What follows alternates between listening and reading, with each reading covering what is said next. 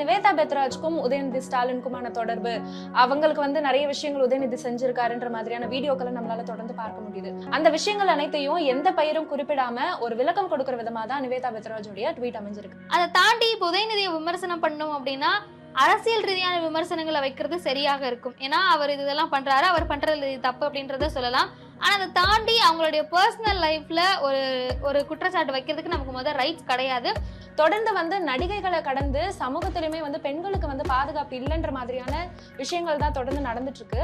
அந்த விதத்துக்கு தாண்டி நடிகைகளால open up பண்ண முடியுது சில விஷயங்களை. அவங்க பேசினா சமூகத்துல ஒரு வாய்ஸ் அவுட் பண்றாங்கன்னா அவங்களோட வாய்ஸ்க்கு ஒரு ரீச் கிடைக்குது. எப்பவுமே வந்து ஒரு பெண்ணை அட்டாக் பண்ணணும் அப்படின்னா அவங்களுடைய உடல் சார்ந்தும் உடை சார்ந்தும் இல்ல வேற ஒரு அவங்களுடைய பழக்க வழக்கம் சார்ந்தும் தான் வந்து பேசிட்டு இருக்கிறாங்க. நடிகை நிவேதா பெத்ராஜ் வந்து இப்ப சமீபத்துல ஒரு ட்வீட் போட்டிருக்காங்க. சோ அவங்கள பத்தி வந்து அவதூறு பேச்சுகளுக்கு ஒரு முற்றுப்புள்ளி வச்சிருக்காங்க அப்படின்னு தான் சொல்லணும். அதுல அவங்க நிறைய சொல்லியிருந்தாங்க. அதுல கடைசியா பார்க்கும்போது என்ன சொல்லியிருந்தாங்க அப்படின்னா, ஜேர்னலிசம், அதாவது குறிப்பா இப்ப சோசியல் மீடியால நிறைய தகவல்கள் வந்து பரவிட்டு இருக்கு. ஆனா இதுல எதையுமே பெருசா உண்மைத்தன்மை இல்ல. சோ பேசுறவங்க, குறிப்பா மீடியா ஃபீல்ட்ல இருந்து பேசுறவங்க ஒரு சின்ன கன்சர்ன் இல்லாத எந்த அளவுக்கு உண்மைத்தன்மை இருக்கு அந்த விஷயத்துல அப்படிங்கறத தெரிஞ்சுக்கிட்டு பேசணும் அப்படிங்கிற மாதிரி நிறைய விஷயங்கள் சொல்லியிருந்தாங்க. ஸோ அதை தொடர்ந்து இன்னுமே அதுல நிறைய விஷயங்கள் சொல்லியிருந்தாங்க. அதுல ஆக்சுவலா என்னன்னா, தொடர்ந்து வந்து சமூக வலைத்தளங்கள்லயும் ஊடகங்கள்லயும் வந்து அமைச்சர் உதயநிதி ஸ்டாலின் பற்றிய குற்றச்சாட்டுகள் வந்து அதிகமா பார்க்கப்படுது. அரசியல் ரீதியான குற்றச்சாட்டுகளை கடந்து பர்சனல் லைஃப்ல அஃபேர் இருக்கு, அந்த மாதிரியான குற்றச்சாட்டுகளும் தொடர்ந்து வைக்கப்படுது. அந்த வகையில நிவேதா பெத்ராஜ்க்கும் உதயநிதி ஸ்டாலினுக்குமான தொடர்பு, அவங்களுக்கு வந்து நிறைய விஷயங்கள் உதயநிதி செஞ்சிருக்காருன்ற மாதிரியான வீடியோக்களை நம்மளால தொடர்ந்து பார்க்க முடியுது. அந்த விஷயங்கள் அனைத்தையும் எந்த பெயரும் குறிப்பிடாம ஒரு விளக்கம் கொடுக்கிற விதமா தான் நிவேதா பெத்ராஜோடைய ட்வீட் அமைஞ்சிருக்கு. நிவேதா பெத்ராஜ நடிகையா நமக்கு தெரிஞ்சதை கடந்து கார் ரேசிங்லயும் பேட்மிண்டன்லயும் அவங்களுக்கு இருக்க ஈடுபாடு வந்து நமக்கு தெரியும். போட்டிகள்லயும் ரேஸ்லயும் கலந்துக்கிட்டு அவங்க வின் பண்ண போட்டோஸையும் வந்து அவங்களுடைய சோஷியல் மீடியா பேஜஸ்ல அவங்க அப்லோட் பண்ணியிருக்காங்க. அந்த வகையில அந்த விஷயங்களையும் தாக்குதல் பண்ற மாதிரியான சில பேச்சுக்கள் வந்து இணையத்துல பார்க்க முடியுது. ஸோ நிவேதா பெத்ராஜ் வந்து ஒரு ட்வீட் போட்டிருக்காங்க. என்னன்னா, அவங்கள பத்தி அவதூறான விஷயங்கள் சோஷியல் மீடியால பகிரப்பட்டு இருக்கு. அதுக்கான விளக்கமா தான் இவங்களோட ட்வீட் இருக்கு. என்னன்னா, ஒரு இன்ஃபர்மேஷனை சொல்றதுக்கு முன்னாடி அது ஒரு பெண்ணோட வாழ்க்கை எந்த அளவுக்கு பாதிக்கும் அப்படின்றத பார்த்துட்டு சொல்லணும் அப்படின்னு சொல்லியிருக்காங்க. கூடவே வந்து இப்படி சர்க்குலேட் ஆயிட்டு இருக்க விஷயங்கள்னால அவங்க மட்டும் இல்லாம அவங்களோட ஃபேமிலி சர்க்கிள்ல இருக்கவங்களும் ரொம்ப ஸ்ட்ரெஸ்ஸா இருக்கிறதா சொல்லியிருக்காங்க.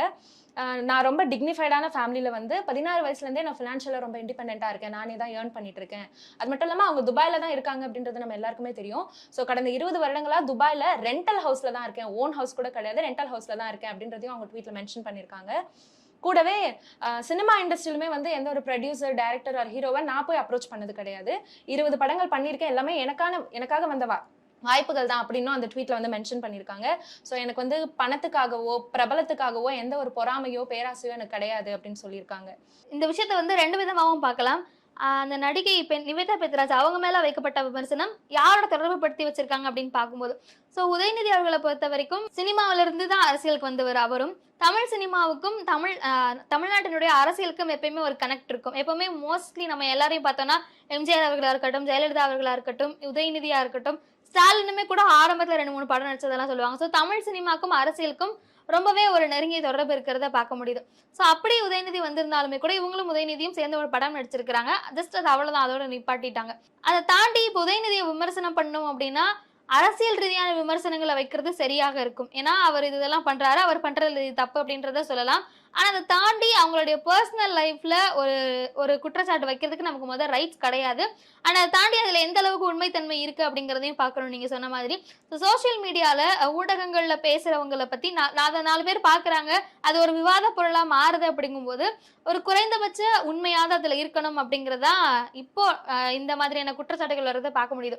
இதுக்கு முன்னாடி நடிகை த்ரிஷா அவர்களை பத்தியும் ஒரு குற்றச்சாட்டு வந்தது. அதுக்கு அவங்களுமே விளக்கம் அளிச்சிருந்தாங்க, சட்ட ரீதியா நடவடிக்கையுமே வந்து எடுத்திருந்தாங்க. ஆனா நீங்க இதுல சொன்ன மாதிரி இவங்க எந்த விதமான லீகல் ஆக்ஷனும் நான் எடுக்க போறது இல்லை அப்படின்றத சொல்லியிருந்தாங்க. இது வந்து யாரு பண்ணாங்களோ அவங்களுக்கே குறைந்தபட்சமா ஒரு மனசாட்சி இருக்கணும் அப்படின்னு. ஸோ பொதுவா சோசியல் மீடியால பேசுறவங்களையும் கமெண்ட்ஸ் நிறைய பேர் தெரிவிப்பாங்க.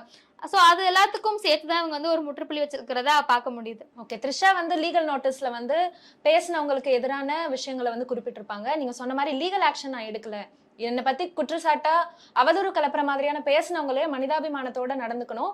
அதே மாதிரி அவங்க பேசினதை ஒரு விஷயமா எடுத்துக்கிட்டு அதை வந்து மீடியால சர்க்குலேட் பண்றதையும் நிப்பாட்டணும் அப்படின்ற மாதிரி பேசியிருக்காங்க. தொடர்ந்து வந்து நடிகைகளை கடந்து சமூகத்திலுமே வந்து பெண்களுக்கு வந்து பாதுகாப்பு இல்லைன்ற மாதிரியான விஷயங்கள் தான் தொடர்ந்து நடந்துட்டு இருக்கு.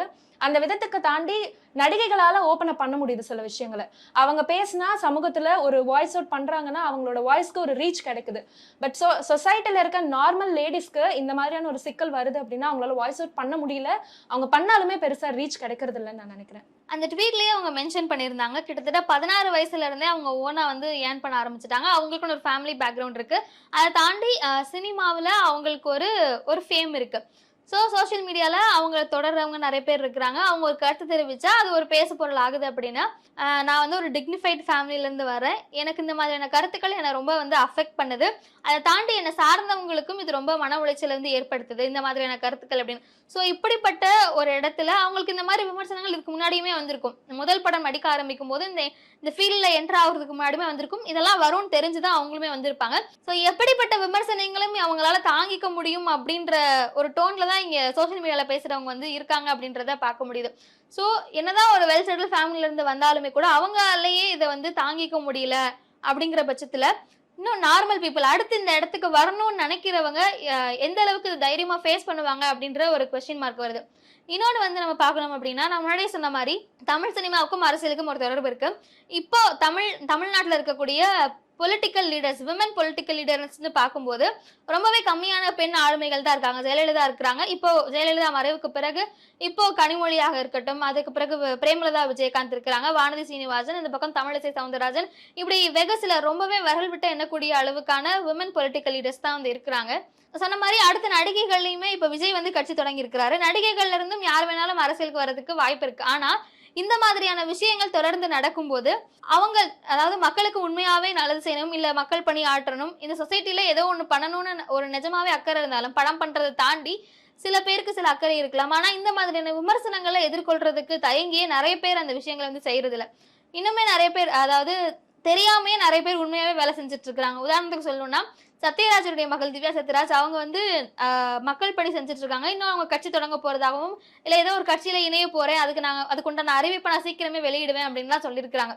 ஸோ இந்த மாதிரி ஒரு சிலர் தான் எதனாலும் ஏன்னா அவங்க படம் எதுவுமே நடிச்சது இல்லை. ஸோ அவங்களுக்கு பெருசா சினிமா பேக்ரவுண்ட் அப்படின்றது இல்லைனாலுமே கூட அவங்க இதுக்கு முன் வராங்க. பட் அவங்களுக்கும் இந்த மாதிரியான விமர்சனங்கள் தொடர்ந்து வந்ததுன்னா அவங்க இதை எப்படி எதிர்கொள்ள போறாங்க? எப்பவுமே வந்து ஒரு பெண்ணை அட்டாக் பண்ணணும் அப்படின்னா அவங்களுடைய உடல் சார்ந்தும், உடை சார்ந்தும், இல்ல வேற ஒரு அவங்களுடைய பழக்க வழக்கம் சார்ந்தும் தான் வந்து பேசிட்டு இருக்கிறாங்க. நம்ம சமூகத்துல இருக்கக்கூடிய மோஸ்ட் ஆஃப் தி எல்லா கெட்ட வார்த்தைகளுமே பெண்ணை தொடர்பு படுத்தியதா தான் இருக்கிறத பார்க்க முடியுது. ஸோ இப்படி எந்த விதமான ஆதாரமுமே இல்லாம தொடர்ந்து பெண்கள் மீதான, அதுவும் ஒரு ஃபேம்ல இருக்கக்கூடிய ஒருத்தவங்க மீது குற்றச்சாட்டை வைக்கிறாங்க அப்படின்னா அதனுடைய உண்மைத்தன்மையை அவங்க எந்த அளவுக்கு தெரியுமோ அந்த அளவுக்கு மட்டும் பேசினா அது வந்து எல்லாருக்குமே சரியா இருக்கும் அப்படின்றத பார்க்க முடியும். ஸோ ஊடகங்களையும் சரி சமூக வலைதளங்களையும் விமர்சிக்கிறவங்க அவங்களுடைய தொழில் சார்ந்து, இப்போ ஆர்ட்னா இல்ல அரசியல் அப்படின்னா அவங்க தொழில் சார்ந்து அவங்களுடைய விமர்சனங்களை வைக்கலாம். நீங்க இந்த படம் நடிச்சிருக்கீங்க, இந்த படத்துல எப்படி நடிச்சிருக்கலாம், இல்ல அந்த கலை ரீதியான விமர்சனங்களையும். இப்ப அரசியல்ல யாரோ ஒருத்தர் மேல விமர்சனம் வைக்கிறாங்கன்னா அது சார்ந்த விமர்சனமாக தான் இருக்கணுமே தவிர அதை தாண்டி அவங்களுடைய பர்சனல் லைஃப்ல நம்ம இன்டர்ஃபியர் ஆகி விமர்சனம் வைக்கிறது அப்படிங்கிறது ஒரு நல்ல ஜேர்னலிசமா இருக்காது அப்படிங்கறதா அவங்களும் அவங்களோட ட்வீட்ல சொல்லியிருக்கிறாங்க. ஸோ இந்த வகையில சமூக வலைதளங்கள்ல பரவிட்டு இருக்கிற ஒரு சர்ச்சை பேச்சுக்கு முற்றுப்புள்ளி வச்சிருக்காங்க அப்படின்றத பார்க்க முடியுது.